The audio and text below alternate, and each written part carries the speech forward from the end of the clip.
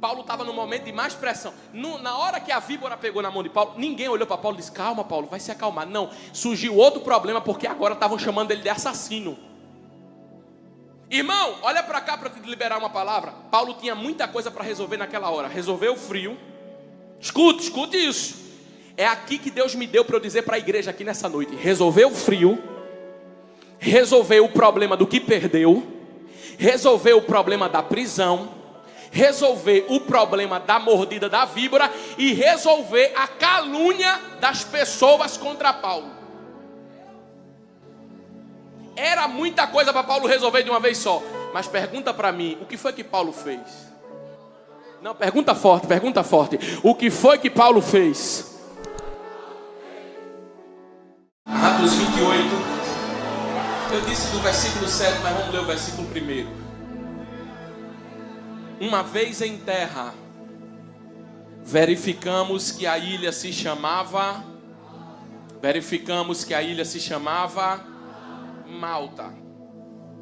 Os nativos nos trataram com singular humanidade, porque acendendo uma fogueira acolheram a todos nós, por causa da chuva que caía e por causa do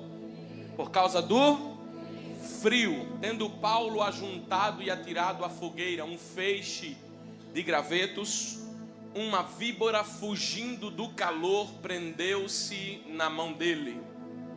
Quando os nativos viram a víbora pendurada na mão de Paulo, disseram uns aos outros: certamente este homem é assassino, porque salvo do mar, a justiça não o deixa viver.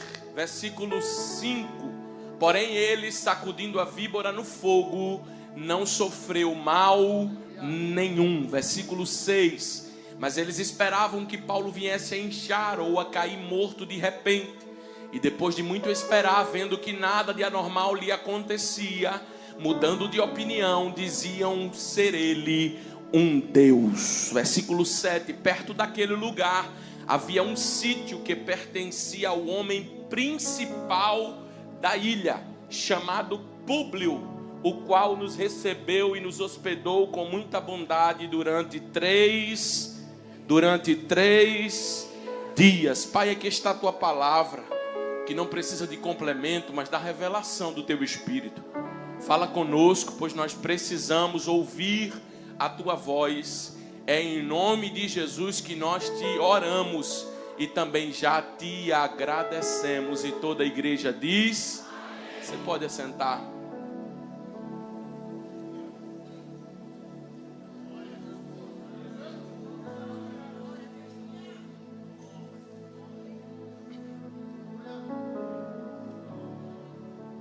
Se eu fosse falar nesta noite somente dos versículos 1 ao 6, eu teria que narrar toda a história do versículo de Paulo, quando começa a navegar no capítulo de número 27. Mas eu não quero me deter nos versículos de 1 a 6, mas sim no versículo 7. E para chegar temos uma caminhada. É importante que nós guardemos algo importante. O navio em que Paulo está, a embarcação de Alexandria, ela está partindo. Paulo estava indo a Roma e o navio não era esse. Paulo foi trocando de navios, até que chegou um navio onde tinha carga, comidas, pessoas e prisioneiros. Paulo estava indo e sendo enviado como um prisioneiro. Esse mesmo Paulo é aquele que tem um encontro com Deus em Atos capítulo 9 e começa a sua história com Deus. Paulo, um homem que aprendeu a ser fariseu, um homem que conhecia muito bem os estatutos e princípios da lei, mas o que Paulo conhecia servia para perseguir os judeus e os cristãos. E Paulo tem um encontro com o Senhor, e aquele conhecimento que Paulo tem agora serve para a glória de Deus. A Bíblia vai dizer que Paulo tem uma jornada abençoada. Ele por 14 anos vai fazer tendas. Depois Paulo começa iniciando o seu ministério lá na igreja de Antioquia, quando o Espírito Santo, no capítulo 13, comunica à igreja que separasse a Saulo e a Barnabé para a obra missionária que havia na vida deles, pois o Espírito Santo é aquele que sinaliza o nosso ministério, é aquele que dá o pontapé inicial. Precisa haver uma autorização do Espírito Santo para que o nosso ministério flua, e a Bíblia vai dizer que o Espírito Santo, enquanto ele jejuava e oravam, mandou separar Paulo e Barnabé para a obra missionária. Paulo começa a pregar a palavra de Deus. Paulo começa a entrar em cidades, em navegações, em portos, tudo isso entregando a mensagem de Deus. Não demora muito, a partir do capítulo 15 do livro de Atos, você vai perceber que Paulo sofre muito, porque as marcas de um chamado por Deus, elas existem. E quando nós estamos fazendo aquilo que Deus determinou para que fizéssemos, acontecem retaliações, acontecem problemas, acontecem lutas no caminho. Você observa que Paulo no capítulo 16 está com Silas, no capítulo 15 expulsando um demônio de uma mulher que tinha espírito de adivinhação. As pessoas pegam Paulo e colocam em praça pública e começam a açoitar com varas. E depois Paulo e Silas são presos, levados a uma prisão, enquanto um olha para o outro naquela prisão e diz: já é perto da meia-noite. E crente tem um negócio com umas horas do dia, irmão, meia-noite, 3 horas da manhã, 6 horas da tarde. Porque a gente sabe que existe um significado no mundo espiritual. Não é que a gente só ore essa hora, não é que a gente só clame essa hora, mas aquele termo que às vezes o cristão usa de madrugada, eu estava conversando com Deus, aquele termo que de vez em quando a gente fala, é porque essas horas são horas estratégicas. E a Bíblia vai dizer que perto da meia-noite eles passaram um dia inteiro sendo açoitados, vivendo momentos de vara, momentos de dificuldade, momentos de luta. Mas antes que o outro dia chegasse, eles decidiram abrir a boca e cantar, porque quem decide como vai ser o nosso dia somos nós. Não adianta alguém açoitar, pegar vara, fazer alguma coisa, porque se pegar vara, açoitar e eu decidir que eu continuo bem, não adianta. Então Paulo olhou para Silas e disse assim: ninguém vai conseguir roubar a paz da gente. Silas, pega a harpa cristã aí, tu canta alguns hinos que eu vou orando, tu vai orando que eu vou cantando. E eles começam a cantar, porque quem faz o dia não são as pessoas, quem faz o dia sou eu. E se eu decido que no meu dia eu continuo bem, eu continuo adorando, eu continuo cantando. Paulo está dizendo: ainda não chegou ao virar do dia, e esse dia não vai terminar com açoites, esse dia não vai terminar com varas, esse dia não vai terminar com gente me pressionando, esse dia vai terminar, apesar de tudo isso, eu escolho adorar. Senhor, eu te adoro. Senhor, eu te adoro. Senhor, eu te adoro. Senhor, eu te adoro. A Bíblia diz que o dia não tinha virado ainda, e perto da meia-noite Deus mandou um terremoto que começou a abalar toda a prisão, e aquele terremoto começou a colocar as coisas no seu devido lugar.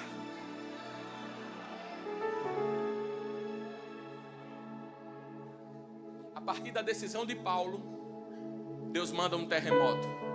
Aí eu te pergunto, se ele não tivesse louvado?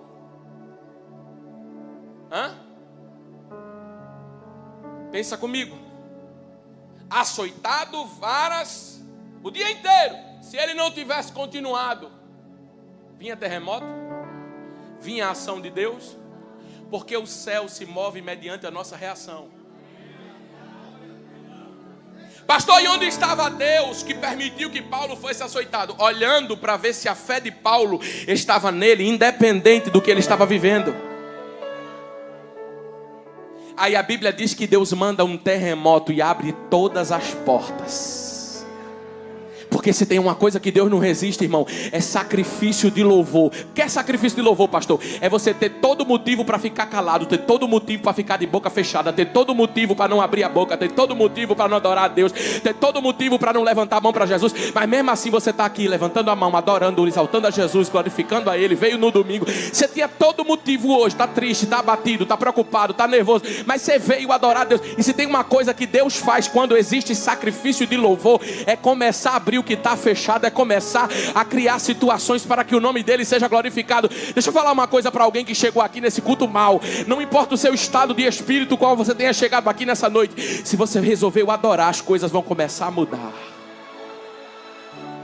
Não, eu vou profetizar de novo, que metade entendeu. Se você resolver adorar, as coisas vão começar a mudar.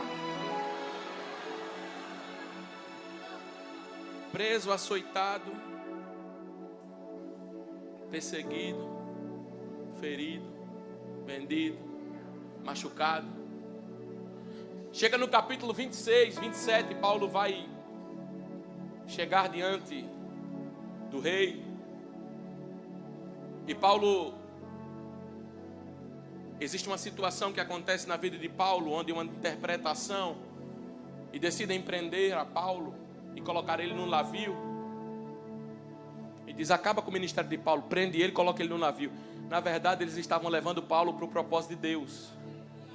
Porque no capítulo 28 a Bíblia vai dizer, uma vez em terra, no versículo 1, mas no versículo 16 assim, uma vez em Roma. E o negócio de Deus com Paulo era levar Paulo a Roma. Não importa se prisioneiro ou não importa se livre, mas que Paulo ia chegar a Roma, ia, porque Deus falou que ele ia chegar. Foi falado ontem aqui, quem estava... Às vezes situações contrárias parece que está nos afastando, mas na verdade está nos levando ao propósito. Não, deixa eu falar de novo. Às vezes situações contrárias parece que está nos afastando, mas na verdade está nos levando ao propósito de Deus. Aí a Bíblia diz que Paulo pega essa embarcação para Alexandria. E agora eu começo. Ventos fortes acontecendo. Paulo tem uma palavra. A palavra de Paulo é: senhores, antevejo que a navegação será desastrosa. É melhor nós pararmos por aqui e voltarmos ao porto, ancorarmos o navio, e quando o vento passar, nós continuaremos. Mas a Bíblia vai dizer que o centurião que estava ali no navio olhava para o piloto e dizia: e aí? E o piloto dizia: não, vamos embora, vamos avançar, vamos em frente. O que o centurião, Paulo estava dizendo: vamos voltar, e o piloto estava dizendo: vamos em frente. Paulo estava dizendo: vamos retroceder, e o piloto estava dizendo: vamos avançar. E nós como crentes temos umas linguagens às vezes, que temos isso como base em todos os momentos da nossa vida. Mas já teve dias que Deus mandou avançar, e teve dia que Deus mandou voltar. Aí a Bíblia vai dizer que o centurião não dá crédito, porque o centurião, eu acho que se o centurião fosse crente, ele estaria orando assim: Jesus, usa a boca de alguém para falar comigo. Aí vem um e diz assim: é para voltar. E vem outro e diz assim: é para avançar. Aí o que é para voltar, o centurião olha e diz: está vendo aí, isso é do Satanás, rapaz, isso é do diabo, querendo que eu volte, querendo. Aí vem um e diz que fala o que ele quer ouvir. Fala o que ele deseja ouvir. Não é para voltar, não, é para avançar, é para ir, é para... Não, mas não é para ir de todo jeito, não. Porque não adianta velocidade para não chegar em canto nenhum. É melhor andar devagar e chegar. Aí a Bíblia vai dizer que ele manda voltar, e nem toda volta é sinal de vergonha. Nem toda volta é sinal de perca. Talvez nós estejamos no caminho e Deus esteja mandando que nós voltemos, porque vai haver um grande livramento na vida de alguém. E às vezes esse voltar aqui é dar o braço a torcer. Às vezes esse voltar aqui é recalcular a rota. Às vezes esse voltar aqui não é andar desembestado, desenfreado. Ah não, eu vou. Não, para. Se Deus está mandando parar agora, é porque você vai chegar muito mais longe do que o que você está pensando. Mas você escolhe quem ouvir, se o piloto do navio ou se o apóstolo Paulo, se o homem ou se a Deus. Você entende que o piloto está dizendo: dá para ir. A palavra que o Senhor estava dando a Paulo é: não vai, não compra, não faz aliança, não faz isso, não senta nessa mesa, não vive isso. E às vezes nós só queremos ouvir o sim. Às vezes nós queremos só ouvir algo que nos agrade. Aí a Bíblia diz que eles vão a si mesmo e começam a ter prejuízos. Diga depois de mim assim: começam a ter prejuízos. Porque sair da rota de Deus nos traz prejuízos. Sair de ouvir ao homem, de ouvir a Deus para ouvir o homem, nos traz danos. E a Bíblia diz que isso começou a acontecer. Eles estavam sofrendo prejuízos. eles estavam sofrendo danos. Mas sabe o que eu acho lindo de Deus? É que Deus é o Deus da primeira palavra, mas Deus é o Deus que dá a oportunidade de falar novamente, o Deus da segunda palavra. A Bíblia diz que a primeira palavra que veio a Jonas, Jonas não obedeceu. Mas está escrito no texto dizendo assim: pela segunda vez veio a palavra do Senhor a Jonas. Aí a Bíblia vai dizer que no navio, enquanto a embarcação está passando por aquele momento difícil, enquanto eles estão à beira de uma dificuldade muito grande, Paulo abre a boca pela segunda vez no navio. A primeira vez eles não ouviram. E não importa se existem algumas vezes na nossa vida que nós somos teimosos. O que importa é que o Deus não da segunda palavra, mas o Deus que está dando a segunda oportunidade, está aqui nesta noite. E Ele está dizendo: se você não obedeceu naquele dia, obedece a partir de agora. Se você não fez naquele dia, faça a partir de agora, porque dá tempo de viver aquilo que Deus tem preparado para você. Aí a Bíblia vai dizer que Paulo diz: olha, o barco vai quebrar, a porta vai fechar, o negócio vai estreitar, mas ninguém vai morrer. O barco vai quebrar, o navio vai afundar, mas ninguém vai. 276 tripulantes. Pastor, o que é que Paulo estava dizendo? Deus vai preservar as vidas, mas as coisas serão perdidas. Deixa eu falar uma coisa para você. No nosso processo, nós olhamos e questionamos e olhamos e dizemos: mas tanta coisa está sendo perdida. Aí Deus está dizendo: está perdendo coisa, mas estou preservando pessoas. O que é melhor, perder pessoas ou perder coisas?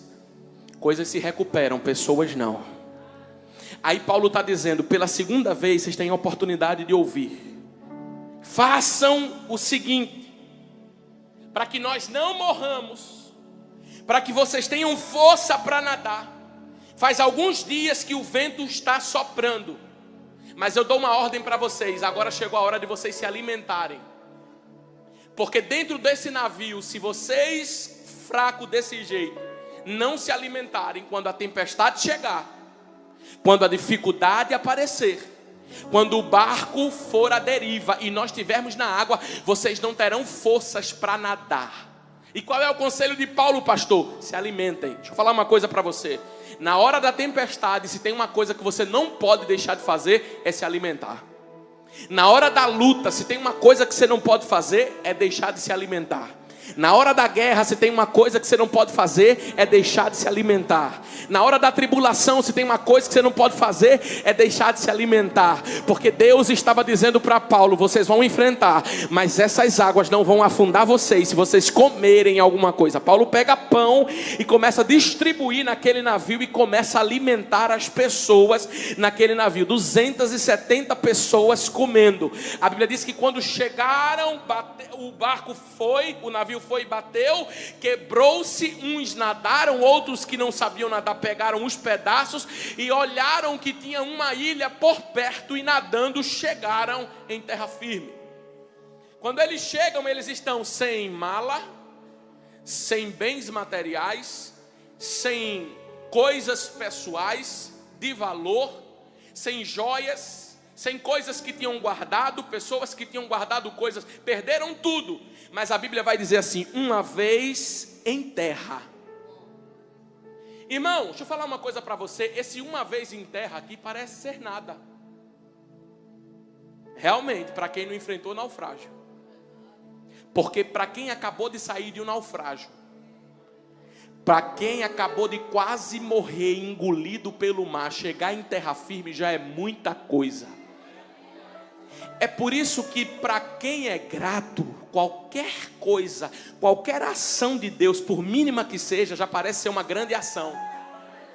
Esses dias eu vi uma pessoa dando um depoimento e ela dizia assim: ela está com câncer nos ossos. E ela deu um depoimento e disse: às vezes que eu me sento, os meus ossos começam a doer. E ela falou: o simples fato de sentar é uma coisa que nós ignoramos. O simples fato de acordar e abrir os olhos é uma coisa que nós ignoramos. Mas para quem está com a saúde comprometida, sabe que sentar, abrir o olho, inspirar e respirar é coisa muito grande. Eu estou chamando você aqui para começar a reconhecer Deus nas pequenas coisas. Eu estou chamando você aqui que não tem nada resolvido ainda, que está com uma situação pendente na tua vida. Só porque você pisou o pé em terra firme, levanta a tua mão e começa a dar glória para Deus. Porque isso parece ser pouco, mas para você que já enfrentou naufrágio, já enfrentou prisão, já enfrentou dificuldade, só de estar em terra firme já é muita coisa. Se tem alguém para levantar a mão comigo e começar a dar graças a Deus aqui nessa noite, levante a mão e diga: graças a Deus que eu estou em terra firme. Não, irmão, a gente não só vai ver Deus nas coisas grandes, não, a gente vai ver Deus nas coisas pequenas. Não só vai ver Deus quando aquela grande quantia chegar, não. É o pão de cada dia que Ele não está deixando faltar. Obrigado, Jesus.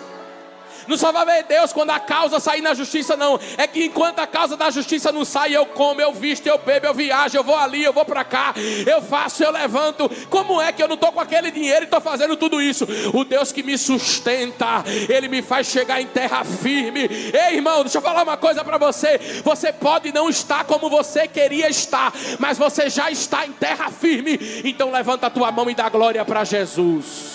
Dá glória, dá glória, dá glória para Jesus, dá glória. Deixa eu ouvir o glória da igreja nessa noite. Deixa eu ouvir o aleluia da igreja nessa noite. Deixa eu ouvir o exaltar a Deus aqui nessa noite.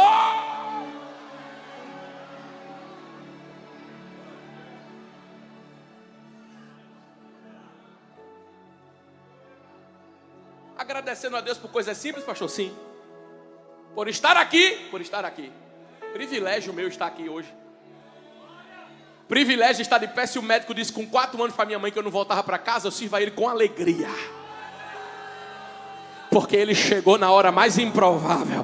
Ele disse, o médico disse que não volta, mas eu estou dizendo que volta, vai ser pregador da minha palavra, vai fazer vai fazer a minha vontade na terra. Então eu agradeço só por estar em terra firme. Eu já estou aqui, já é lucro. Eu nasci nu e estou vestido, já é lucro. Eu não tinha nada e Ele já me deu alguma coisa, já é lucro. Eu não vivo na expectativa, Deus vai fazer, Deus vai dar. Se Ele der e se Ele fizer, porque Ele é bom. Mas Ele já me deu o seu filho naquela cruz do Calvário. E eu vou fechar os olhos aqui e vou abrir os olhos face a face com Ele, numa cidade que não há corrupção, numa cidade onde não existe choro, numa cidade onde não existe tristeza, numa cidade onde não existe angústia. Ele vai arrancar a minha alma Ele já arrancou a minha alma do inferno e vai me conduzir ao céu. E por isso eu sou grato, já estou em terra firme. Aleluia. Aleluia. Tem alguém aqui para agradecer a Deus? Levante a mão para adorar. Levante a mão para adorar. Levante a mão para adorar.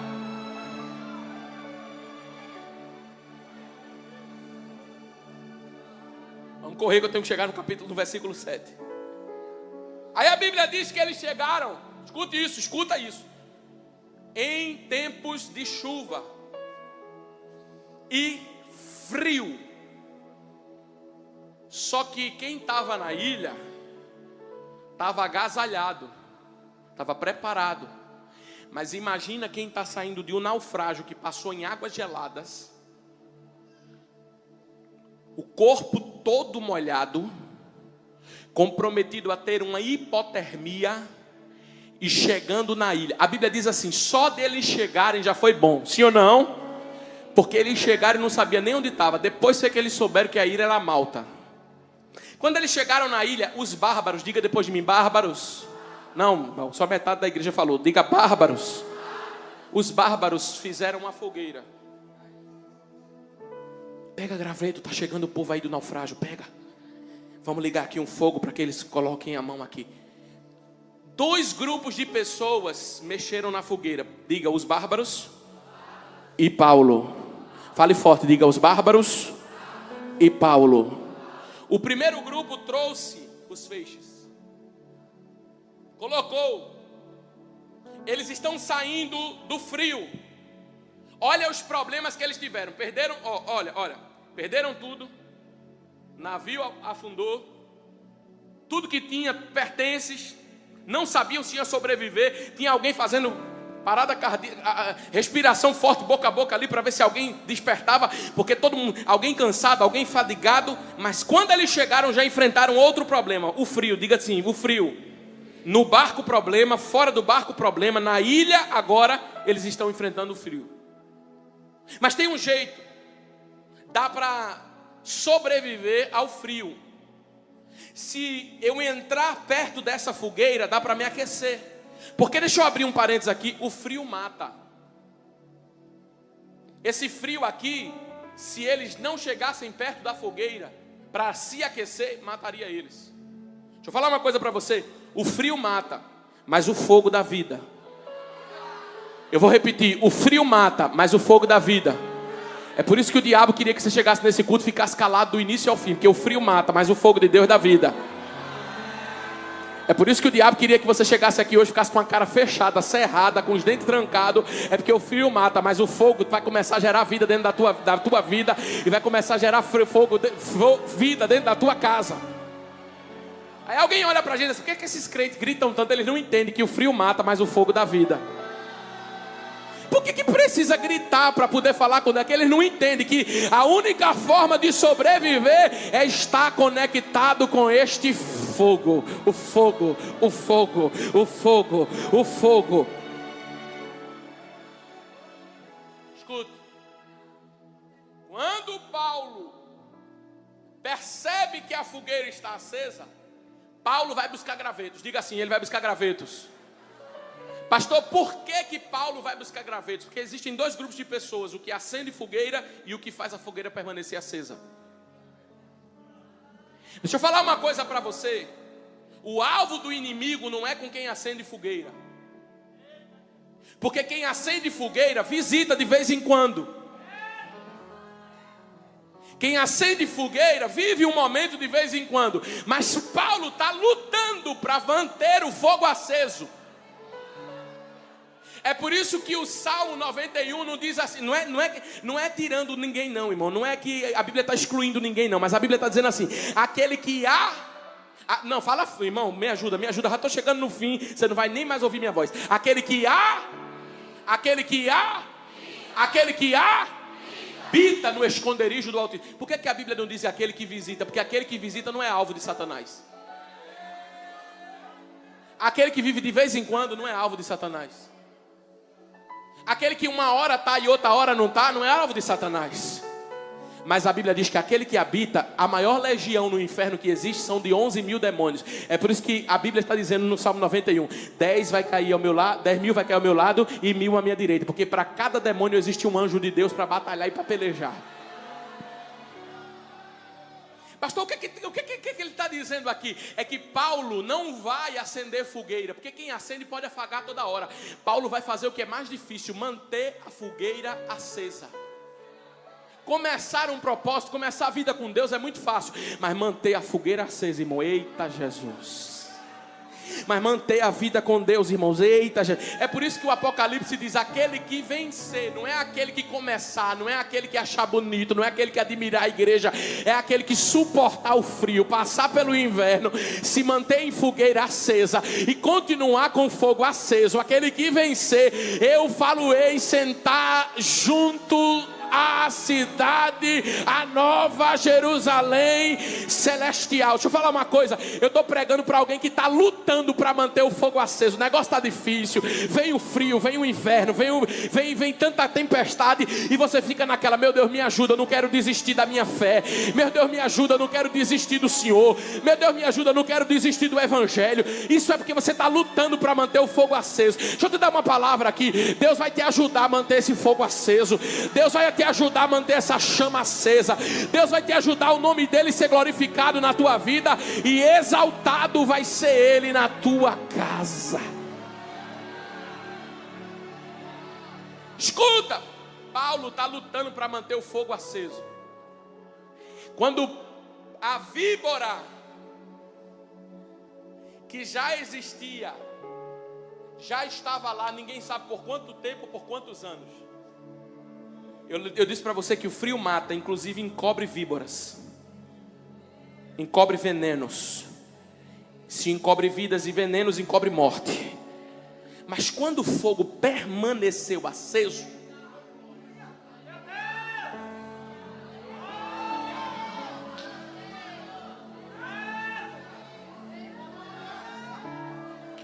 a víbora saiu pulando. Pergunta para mim, por que ela pulou?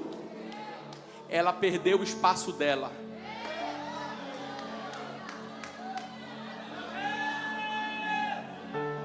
Não, eu vou deixar você pensar, porque já tem crente que eu nem vou falar, mas já está entendendo.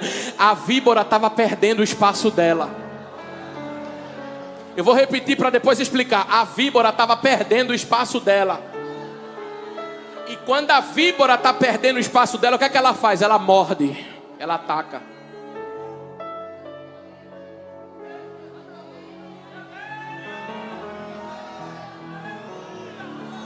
A Bíblia diz que Paulo vai colocar a mão. Ela diz, opa, se esse fogo permanecer aceso, eu morro.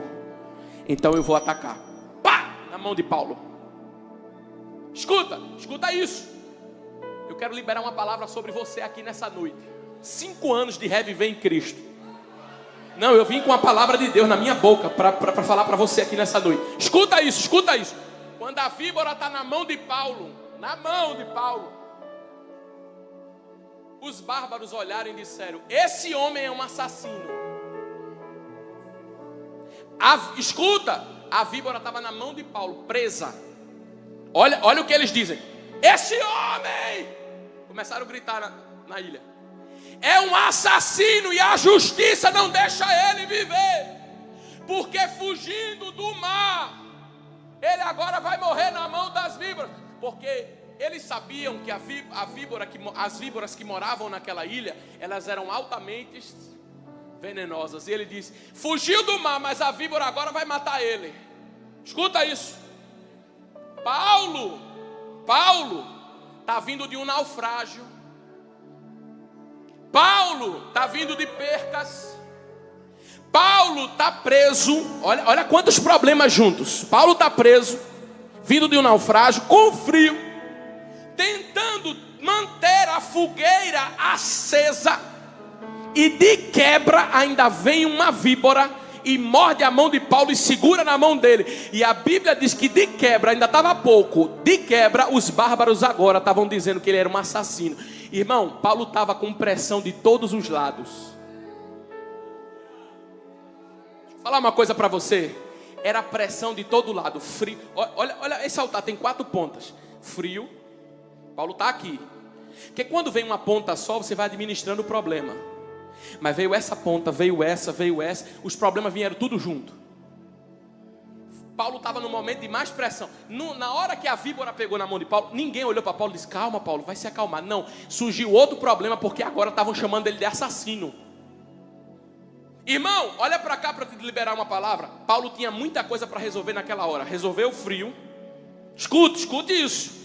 É aqui que Deus me deu para eu dizer para a igreja aqui nessa noite. Resolveu o frio. Resolveu o problema do que perdeu. Resolveu o problema da prisão. Resolver o problema da mordida da víbora. E resolver a calúnia das pessoas contra Paulo.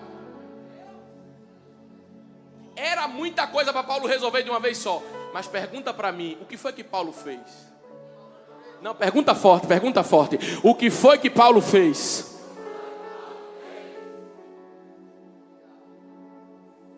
Deixa eu falar uma coisa para você. A Bíblia diz que de todos os lados nós somos pressionados, mas não angustiados. Sabe por quê? Quando um problema vem sozinho, a gente tem a capacidade fácil de resolver. Mas quando todos os problemas vêm junto, sabe o que é que o diabo quer que você faça? Perca o seu equilíbrio.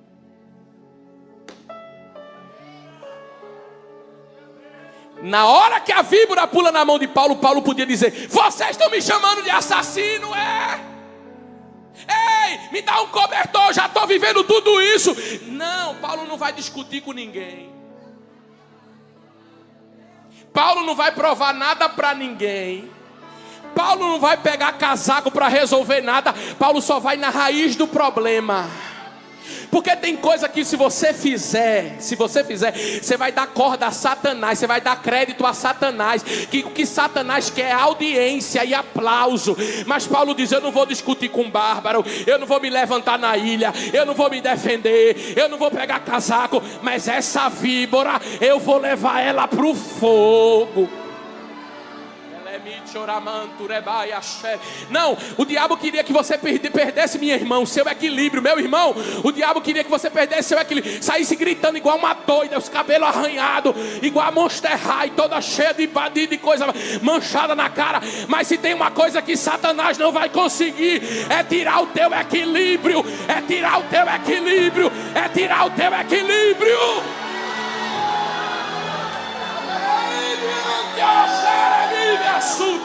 Recebe equilíbrio, recebe equilíbrio, recebe equilíbrio, recebe equilíbrio, recebe equilíbrio.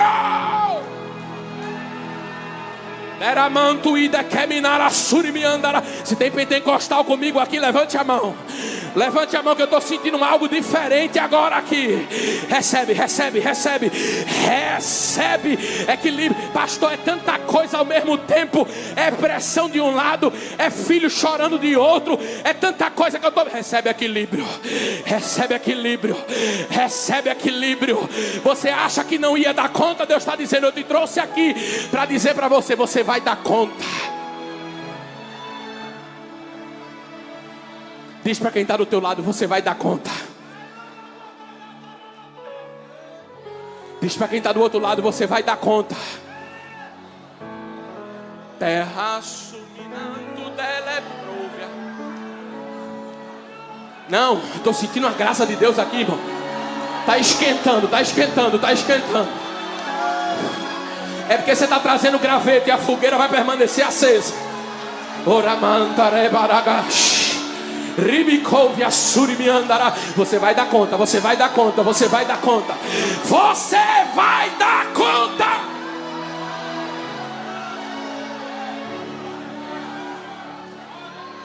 Deixa eu te falar uma coisa. A víbora não estava na programação de Paulo, mas de Deus estava.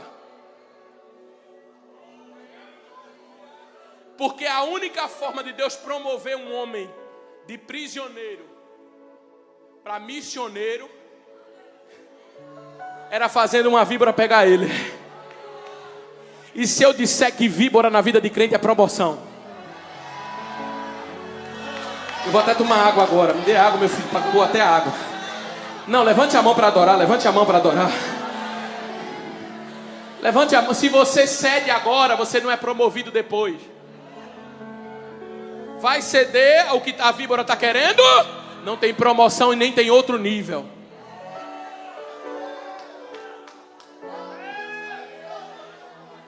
Você pensa que Davi não enfrentou víbora, não?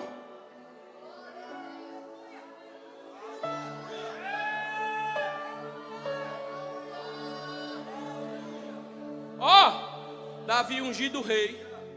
Capítulo 16. Capítulo 17. Terminou a unção. Volta para o pasto, Davi. Não, mas eu queria ir para a guerra com meus irmãos. Volta para o pasto. Deus disse: eu tenho que arrumar uma víbora.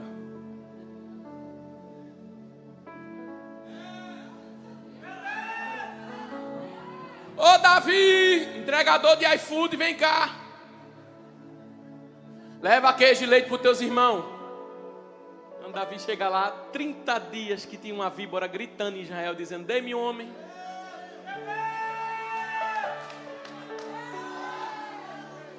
Me dê um homem, só um homem para lutar comigo e me vencer. Se eu vencer, vai servir ao meu povo. Se vencer, os soldados de Israel tudinho desistiram. Quando Davi chega, Eliabe olha para Davi e diz: já viesse te apresentar aqui, eu conheço a tua presunção. Olha a pressão que Davi estava enfrentando de todo lado. Davi olhou para Eliabe e diz: eu não tenho conta contigo não. Você não vai me distrair não. Satanás, você não vai conseguir o que queria não. Saul, eu vou lutar contra esse.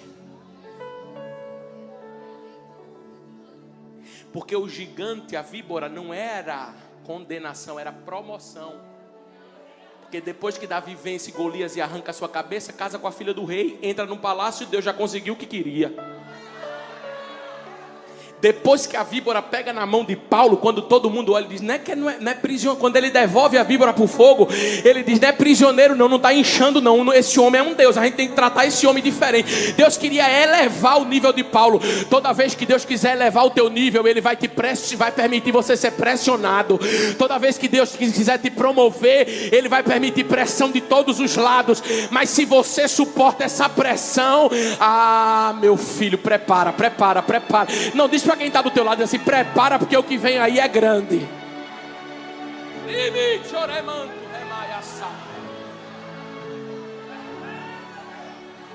Diz assim, está pronto diga assim para o seu irmão, está pronto para passar pela pressão?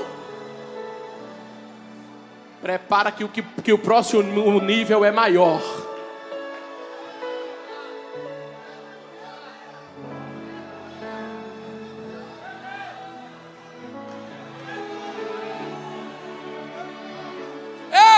A víbora está pegando, mas tem promessa se cumprindo na vida de Paulo. A víbora está pegando, mas está empurrando ele para o propósito. A víbora está pregando, mas está fazendo Paulo ser conhecido como um Deus. E aí, irmão? Vale a pena ou não vale servir a Jesus? Vale a pena ou não vale passar por tribulação? Vale a pena ou não vale passar por prova? Aí a Bíblia diz, eu encerro agora, equipe do louvor. A Bíblia diz que quando eles olham, esperando Paulo inchar, morrer, cair duro. Quando eles olham para Paulo, a víbora mordeu, mas o efeito do veneno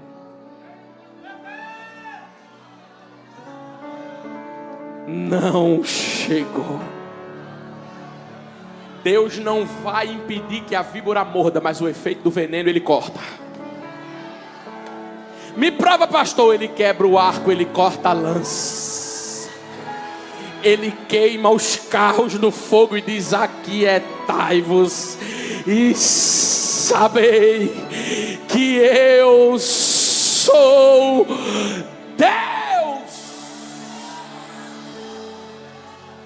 Eu estou sentindo que Deus está cortando o laço. Eu estou sentindo que Deus está cortando o veneno. Eu estou sentindo que Deus está renovando a tua fé hoje aqui. Eu estou sentindo que Deus está levantando você aqui. Escuta! A Bíblia diz que perto daquele lugar existia o principal da ilha, chamado Públio.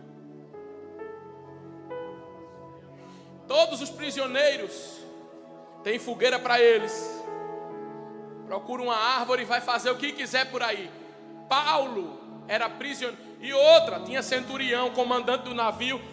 Eu estou na ilha, então deixa eu escolher meu quarto no hotel 5 estrelas. Os mais estrelados ficam no topo, os menos ficam na classe última. Mas a Bíblia diz que depois que Paulo foi mordido pela víbora e a víbora não pegou Paulo, o homem principal da ilha, o dono da ilha, quem mandava na ilha, quem comandava a ilha, disse, tem uma hospedagem para esse homem aí, viu? Não, mas os homens estão tudo dormindo à deriva no frio. Não, para ele tem hospedagem. Esse homem é diferente, tem algo diferente na vida dele. Eu não falei para você que quando Deus quer promover, Ele permite uma víbora morder? Mas Paulo passou, e quando a gente não passa, a gente não vive o próximo nível.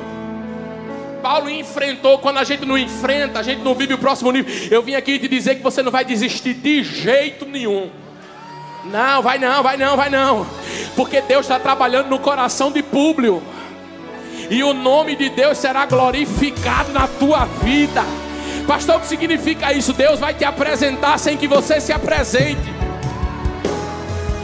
Não, você não está entendendo não. Deus vai te apresentar sem que você se coloque currículo. Eu queria falar para abrir uma porta para mim lá. Deus está dizendo não. A bênção não é você que vai atrás dela, é a bênção que vai sair correndo atrás de você, desesperada, dizendo cadê ele, cadê ela? Eu vou abençoar. tua casa será abençoada, tua família será abençoada, teus filhos serão abençoados. Suporta, porque a glória de Deus está chegando. Adore.